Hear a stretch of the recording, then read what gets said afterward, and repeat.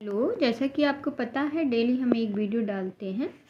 कल आपको हिंदी साहित्य के इतिहास जेआरएफ नेट के लिए हम पढ़ाते हैं unit second Hindi second paper. और हम कल आपको पढ़ाए थे ऋषिनाथ। ये हैं ऋषिनाथ, इनका कुछ भाग शेष रह गया था जो आज हम आपको पढ़ाएंगे। और ये देखिए, ये NTA net paper second unit second Hindi. और ये देखिए यहाँ पे लिख देते हैं नेट JRF, नेट और JRF, ठीक है।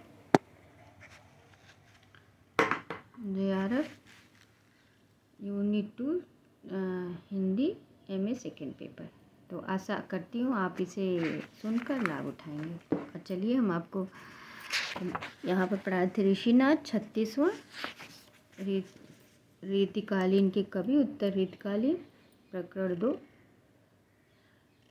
यहाँ से पढ़ाया था हमने। यद्यपि बीच बीच में घन्ना, छरी और छपैया भी इनका भी है।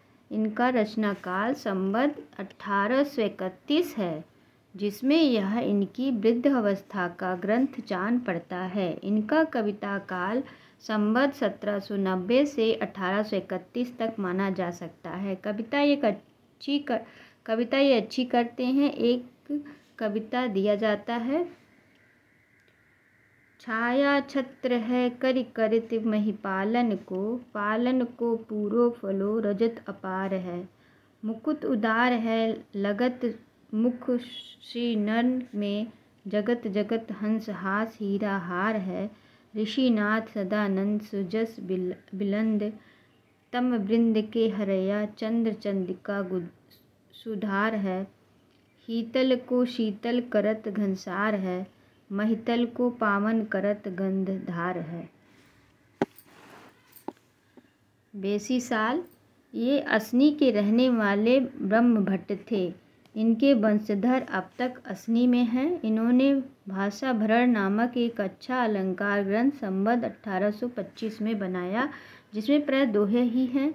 दोहे बहुत सरस और अलंकारों के अच्छे उदाहरण प्रस्तुत करते हैं। दो दोहे उद्घिष्ट किए जाते हैं। ना ही कुरंग ना ही ससक है यह, ना ही कलंक ना ही पंक। 20 बिसे बिरहा रही गदी थी ससियंक, करत कोक नंद मही दद तु पौ हर सुकुमार। भय अरुण अति दबी मानो पैजेब की भार। 38वां देखिए, दंत। ये माड़ी जिला कानपुर के रहने वाले ब्राह्मण थे। ये चरखखारी के महाराज खुमान सिंह के दरबार में रहते थे। इनका कविता काल संवत 1830 माना जा सकता है। इन्होंने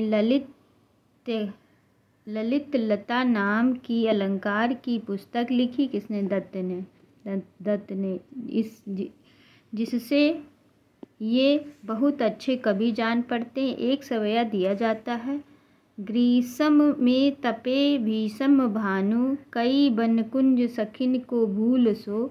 धाम सो बाम लता मुरछानी, बयारी करे घनश्याम दुकुल सो।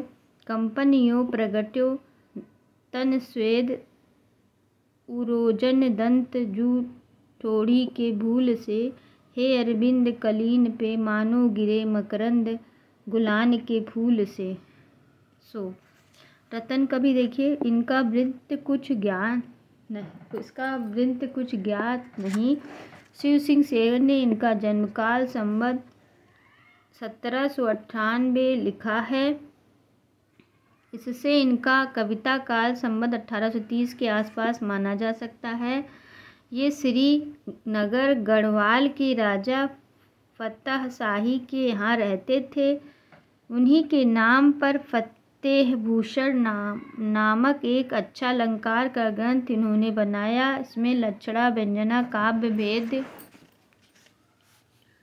ध्वनि रस दोष आदि विस्तृत वर्णन है। उदाहरण में श्रृंगार के पद न रखकर इन्होंने अपने राजा की प्रशंसा की कवित बहुत रखे। संवत 1827 इन्होंने अलंकार दर्पण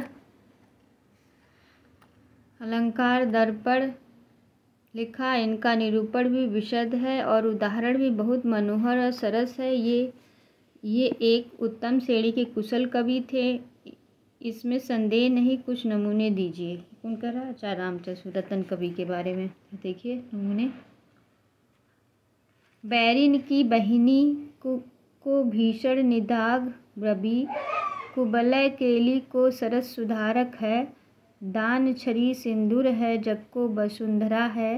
विपुल कुलानि को फलित कमातरु है। पनिप मनिन को रतन रत्नाकार को, कुबेर पुंजनन को छम्मा मधिधरु है। अंग को सनाह बानाह को रमा को नाह, महाबल फतेह शाह एके नरबरु है। काजर के कोरवरे भरे अनियारे नैन, कारे सटकारे बार छहरे छवानी छवे। श्याम सारी भीतर भभक गोरे गतन की, ओप वारी न्यारी रही बदन उजारी है। मृगमन बैदी भाल में दी, यही आभरण है। हरन हिया तू है रंभा रति की आवे, नीके नथुनी के तसे सुंदर सुहावन मोती। चंद पर छहे रहे सुमोनो सुधा बंधु है। नाथ हरिनाथ 40 पे देखिए। ये काशी के रहने वाले ब्राह्मण थे। इन्होंने संबत 1826 में अलंकार दर्पण नामक एक छोटा सा ग्रंथ बनाया। अलंकार दर्पण किसका? हरिनाथ या नाथ का, जिसमें एक एक पद के भीतर कई उदाहरण। इनका क्रम औरों से विलक्षण था। ये पहले अनेक दोहे में बहुत से लक्षण कहते गए, फिर एक साथ सबके उदाहरण कवित्त आदि में देते गए हैं। कविता साधारणता अच्छी है। एक दोहा देखिए। तरुणी लसती प्रकाश ते, मालती लसती सुबास। गौरस गौरस देत नहीं, गौरस चहित हुलास से। किसका है? नाथ, हरिनाथ। मनीराम मिश्र, ये कन्नौज के निवासी इच्छाराम मिश्र के पुत्र थे। इन्होंने संबत 1829 में छंद छपैया और आनंद मंगल नाम की 2 पुस्तकें लिखी। किसने? छंद छपैया आनंद मंगल, मनीराम मिश्र ने। छंद छपैया आनंद मंगल किसका है ग्रंथ? मनीराम मिश्र। 2 पुस्तकें लिखी। आनंद मंगल भागवत 10वें स्कंद के पद में अनुवाद है। छंद छपैया छंद शास्त्र का बड़ा ही अनूठा ग्रंथ है। किसका है? मनीराम का। अब देखिए चंदन। चंदन ये नहिल पुआया जिला शाहजहाँपुर के रहने वाले बंदीजन थे और गौड़ राजा केसरी सिंह के पास रहा करते थे। श्रृंगार रस, काव्य भरण, कलोप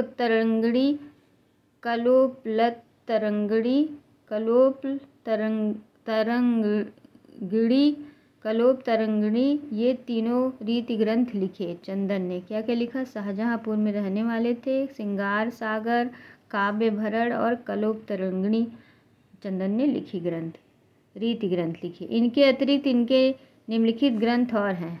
तो रीति काल के हैं तो रीति ग्रंथ ही लिखेंगे ना।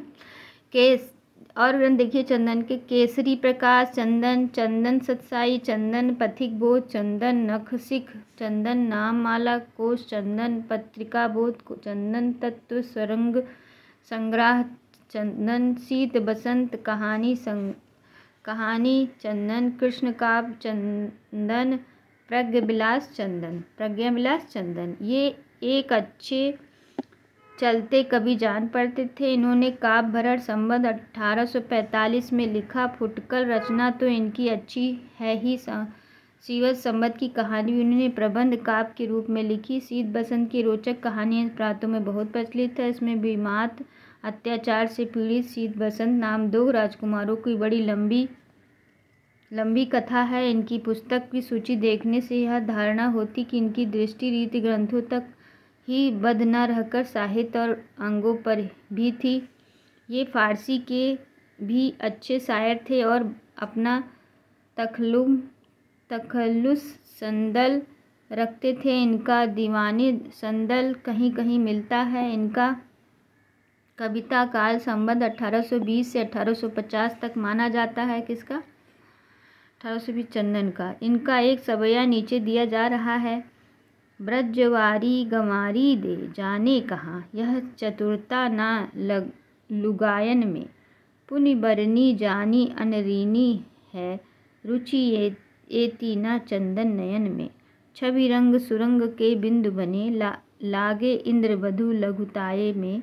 चित्त जो चाहे दी चाकी सी रहे दी, कोई दी मेहंदी इन पायन में। देवकीनंदन ये कन्नौज के पास मकरंद नगर ग्राम के रहने वाले थे। इनके पिता का नाम शशली शुक्ल था। इन्होंने संवत 1841 में श्रृंगारचरित और 1857 में अवधूत भूषण और सरफराज चंद्रिका नामक रस अवधूत भूषण और सरफराज चंद्रिका नामक रस और अलंकार के ग्रंथ बनाए। संबद्ध 1843 में कुंवर सरफराजगिरी नामक किसी संढय महंत ने यहाँ थे, जहाँ इन्होंने सरफराज चंद्रिका नाम का अलंकार ग्रंथ लिखा। इनके उपरांत रुद्रदामऊ जिला हरदोई के रईस अवधूत सिंह के यहाँ गए। कहाँ के? हरदोई के। तो रुद्रदामऊ जिला हरदोई के रईस अवधूत सिंह के यहाँ गए, जिनके नाम पर अवधूत भूषण बनाया। किसने बनाया अवधूत भूषण? देवकीनंदन ने। इनका एक नक्शिक भी है। शिव सिंह को इनके इस नक्शिक का ही पता था, दूसरे ग्रंथों का नहीं। श्रृंगारचरित में रस भाव नायिका भेद आदि के अतिरिक्त अलंकार भी आ गए हैं। श्रृंगारचरित किसका? देवकीनंदन का। और अवधूत भूषण वास्तव में अवधूत भूषण किसका है? देवकीनंदन का। वास्तव में इसी का कुछ प्रद्युत रूप है। इनकी भाषा मजी हुई और भावपूर्ण है। बुद्धि वैभव भी इनकी रचना में पाया जाता है। कहीं कहीं कूट भी इन्होंने कहे। कला वैचित्र की ओर अधिक झुकी हुई होने पर भी इनकी कविता में ललित्य और माधुर्य पूरा है। 2 कवित्व नीचे दिए जाते हैं। बैठी रंग रावत हेरत पिया की बाद, आए न बिहारी भाई निपट अधीर में। देवकीनंदन कहे श्याम घटा घिरी आई, जान गति प्रलय की डरावनी बहुबीर में। सेज पे सदाशिव की मूरत बनाए पूजी, तीनी डर तीहू की करी तदबीर में। पाखन में संवारे सुखान में अखेवट, ताखन में लाखन की लिखी तस्वीर में। मोतियन की माला तोरी चीर सब चीड़ धरे, फेरी के न जेहो अली दुख विकारे हैं। देवकीनंदन कहे नोखे नाक छोछन के, अलके प्रसून नोच नोच निवारे हैं। मानी मुख चंदभाव चोच दई अधरन, तीनों ये निकुंजन में एके तार तारे हैं। ठोर ठोर डोलत मराल मतवारे, जैसे मोर सतायरे त्यारे चकोर मतवारे हैं। देखिए अब बारी आया 44। महाराज राम सिंह ये नरवलगढ़ के राजा थे। इन्होंने रस और अलंकार पर 3 ग्रंथ लिखे हैं। अलंकार दर्पण महाराज राम सिंह, रस निवास महाराज राम सिंह का है, जो संवत 1839 में लिखा गया था। और रस विनोद सन 1860 में लिखा गया था महाराज राम सिंह के द्वारा। अलंकार दर्पण दोहे में है। नायिका भेद भी अच्छा है। ये एक अच्छे और प्रवीण कवि थे। उदाहरण लीजिए, यानी देखिए उदाहरण इन्होंने लिखा लीजिए।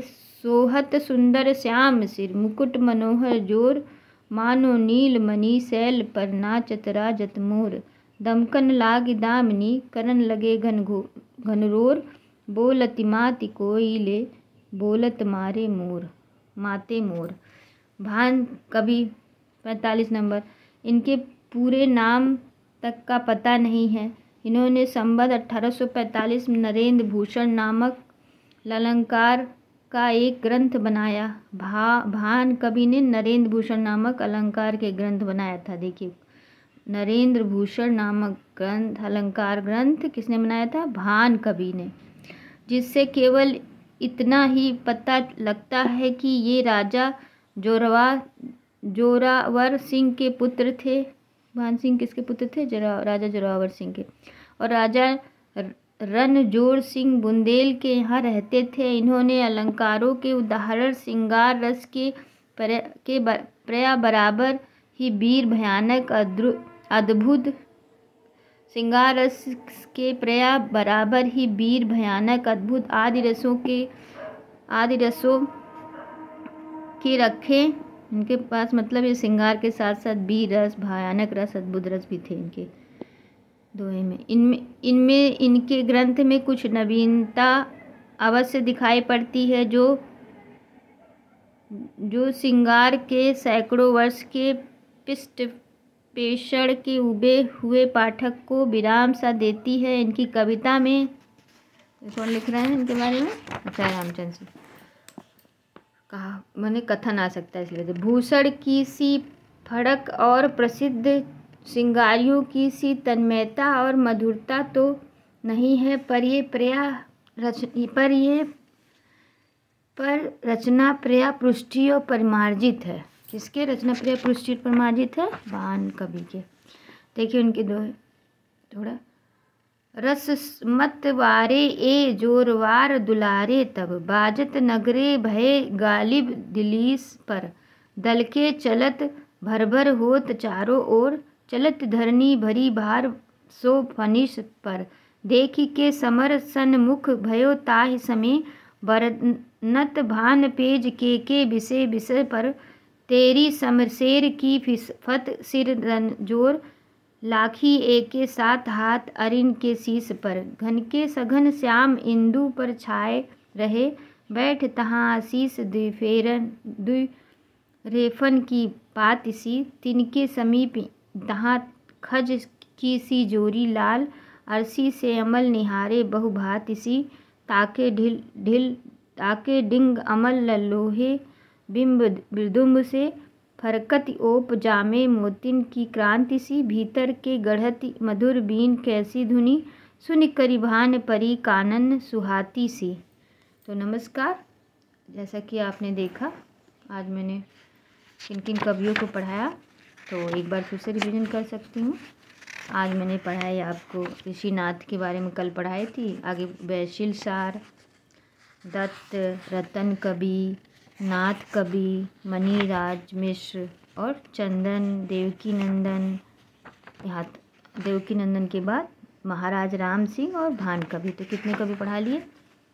बैरिशाल 1, दत्त 2, रतन कवि 3, नाथ हरिनाथ कवि 4, मणिराम मिश्र 5, चंदन 6, देवकी नंदन 7 और महाराज राम सिंह 8 और भान कवि 9। यानी आज हमने आपको 9 कवि आचार्य रामचंद्र शुक्ल के, जो हिंदी नेट JRF यूनिट 2 में आता है। इनमें से बहुत सारे क्वेश्चन जो इम्पॉर्टेंट है वहाँ पर मैं रिपीट भी कर देती हूँ। तो नमस्कार, ऐसा करती हूँ, इसे सुनकर आप लाभ उठाएंगे।